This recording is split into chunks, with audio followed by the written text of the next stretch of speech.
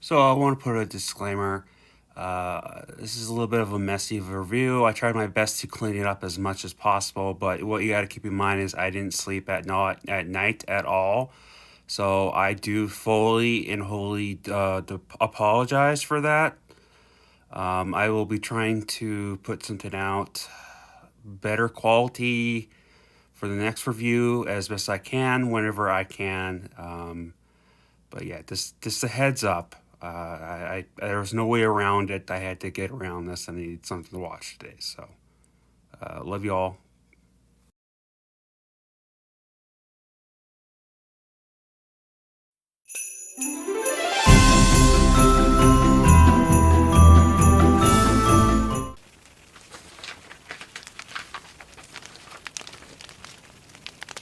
Oh hey there! I'm just catching up on my Viking history. I'll be in with you in a moment, and please in the meantime, please like and subscribe. Well, I better go get dressed and get ready.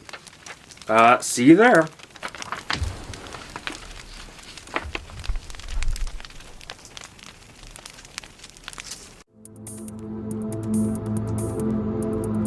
All right, so this is the review for Netflix Originals Midnight Sky. It's directed by George Clooney and it stars George Clooney.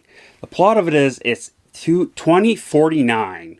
The human race is exploring a Jupiter's moon for life forms.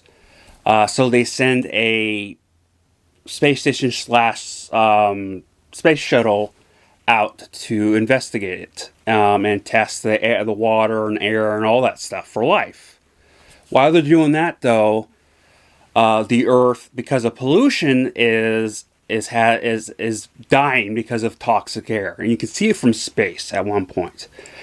And so you get everyone leaves on the ground, but they leave George Clooney, who is the scientist behind this whole project in the making.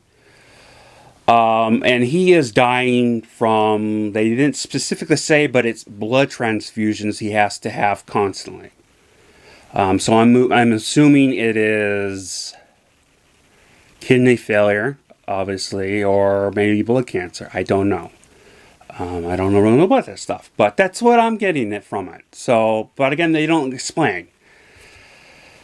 Anyways, so this little girl shows up and he has to take care of her, and so he's trying to get the information to the space shuttle that the Earth is not habitable anymore.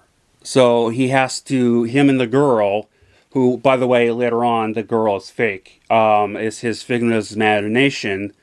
They go into the lead up of what that is in the flashbacks of him when he's younger. But he has to go outside in the Arctic to the weather station. And the order to get the satellite that actually can have a farther reach of getting to him. So he can tell him. And so he goes on this, and you see a little bit of drama to it. Definitely, there's definitely some spots in here I don't understand. We'll get to that in a second. Now, the little girl in here is cute as a button, but honestly, the way she looked at, George Clooney, and the fact that there's like this one scene for some reason of her walking through the lab, and they're showing her finger going like this to the whole screens and stuff. It honestly automatically came off like some really creepy. It came off like she was in a horror movie. Now, this movie is about 1.5 long movie, and they share not a whole lot of information. They didn't explain what was happening to him What happened to the mother? What happened to the both of the mothers actually? And there was no lead up to the thing, and they did not explain exactly what happened to the Earth, which obviously they were going for a bit of a lure of you trying to figure it out for yourself, which it's fine. I'm not necessarily a fan of it, but I have no hate for it. The real issue with this is the actual problem I have with this thing is they again, this is an hour and a half long movie, and they most of the, like, I would say 50% of the movie was filled with just panning dramatic scenes. And there, it was actually getting annoying to the point that actually there was a part in there where they were having a dramatic, like a not dramatic, but a long scene of them out there fixing stuff in space. And so in the middle of it, they all have a sing along to Sweet Caroline.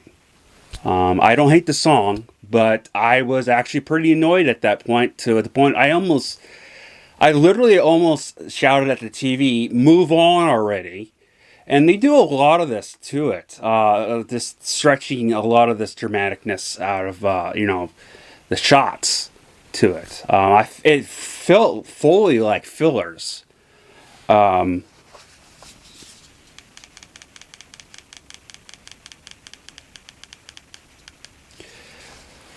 there's definitely George Clooney is in the snowstorm, and he just automatically, the girl disappears, and he's automatically going around with his shotgun, or lever action rifle, and just yelling because he thinks he sees somebody, and that part actually just took me off for a minute or two from the story. I didn't understand that. And there's some other parts in here where the female that's pregnant on here has a dream that I kind of can get into, understand, but not really. But I think his dreams, or the two ones he had, were just pretty random. And the one where he's in the, I don't know if you call it, like a little building, the cutscene of it, the actual scene, what's actually going on in it, where the flood comes in, not flood, but he's on ice, so the water's coming flooding in. It was pretty sloppy on that.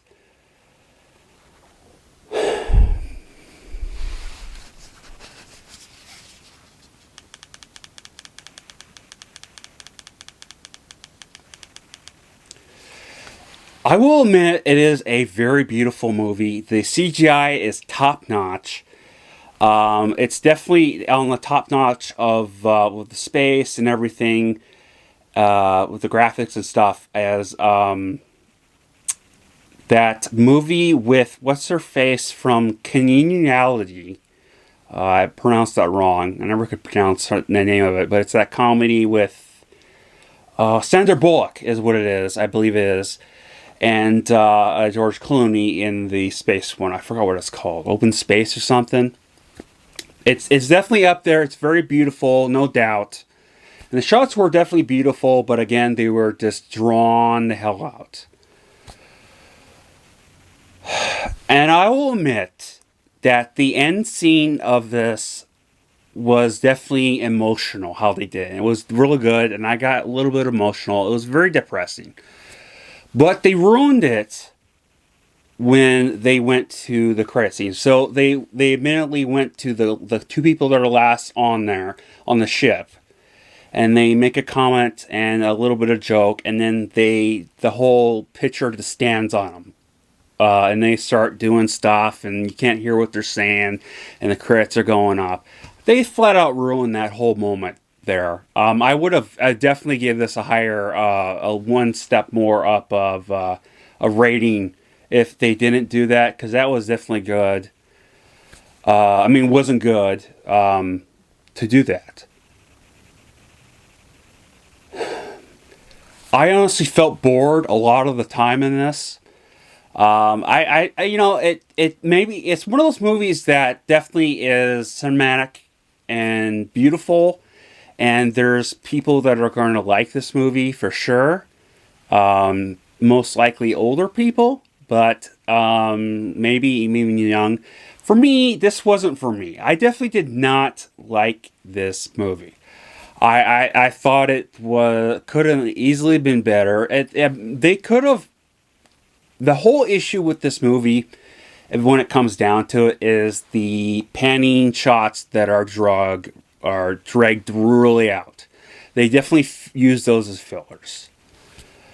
I don't get much movies of Netflix that I actually hate.